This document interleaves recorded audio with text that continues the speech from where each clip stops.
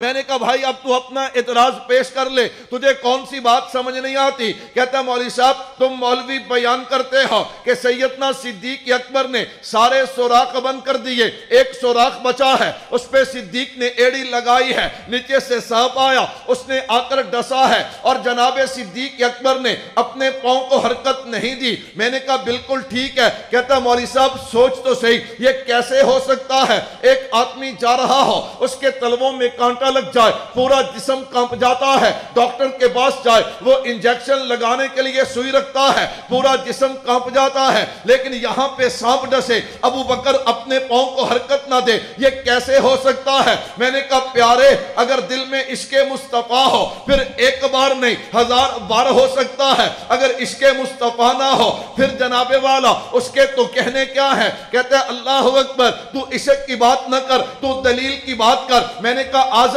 مجھے اندازہ تو ہو گیا تیرا اعتراض بتا رہا ہے کہ تیرے دل میں عشق مصطفیٰ نہیں، کیوں؟ اگر دل میں عشق مصطفیٰ ہو پھر ایک بار نہیں یہ 1000 بار ہو سکتا ہے۔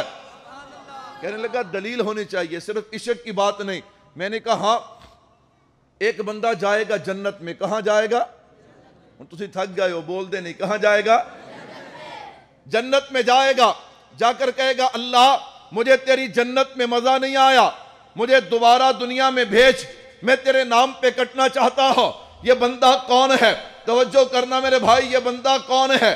علماء بتاتے ہیں یہ شہید ہے، شہید۔ اللہ اکبر، یا تو عجیب آدمی ہے، تو جنت میں گیا اور جا کر کہتا ہے اللہ مجھے تیری جنت میں مزہ نہیں آیا، مجھے دوبارہ دنیا میں بھیج، تجھے گولی لگی، تلوار لگی، تیر لگا، تو زخمی ہوا، تڑپا، تیرا خون نکلا، اتنی تکلیف کے بعد جنت میں گیا، اب کہتا ہے اللہ مجھے دوبارہ دنیا میں بھیج۔ اہل علم بتاتے ہیں یہ دیکھنا تو تیرے اور میرے لیے ہے کہ تڑپ رہا ہے، خون بہ رہا ہے، وگرنہ ادھر شہید کو گولی لگتی ہے، ادھر اللہ اپنا دیدار عطا کر دیتے ہیں۔ یہ اللہ کے دیدار میں ایسا مست ہوتا ہے، اسے کوئی تکلیف محسوس نہیں ہوتی۔ میں نے کہا چلنا، قرآن کریم کی تفسیر ہے، زلیخا حضرت یوسف علیہ السلام پہ فریفتہ ہو گئی، محلے کی عورتوں نے تانا مارا، یہ بڑی سمجھدار عورت ہے، اس نے کہا یوں سمجھاؤں گی ان کو بات سمجھ نہیں آئے گی۔ اس نے دسترخوان بچھا دیا، عورتوں کو بلا لیا، ہاتھوں میں پھل پکڑا دیے اور چھریاں دی ہیں،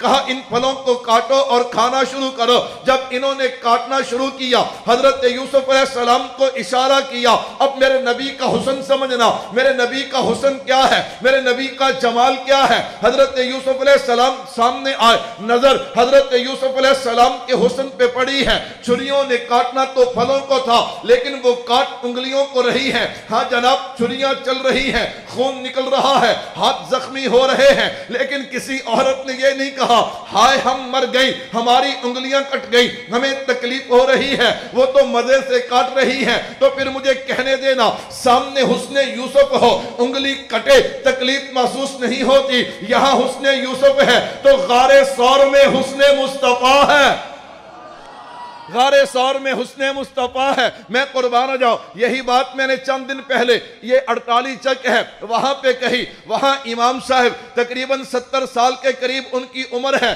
مجھے کہنے لگے مولوی صاحب یہ جو بات تو نے آج سنائی ہے نا، میں نے 1965 میں علامہ دوست محمد قریشی رحمت اللہ علیہ ان کی زبان سے سنی۔ میں تجھے ایک بات اور بتاتا ہوں، حضرت نے یہاں تک بیان کیا، کہا دنیا والو صدیق کا شان دیکھو، صدیق کا مقام دیکھو، وہ جو جناب والا حضرت یوسف علیہ السلام کو دیکھ کر جنہوں نے اپنی انگلیاں زخمی کی، ان کی مرم پٹی حضرت یوسف علیہ السلام نے نہیں کی، لیکن صدیق کو سانپ ڈسا ہے تو میرے نبی نے لعاب لگا کے صدیق کا علاج بھی کر دیا ہے۔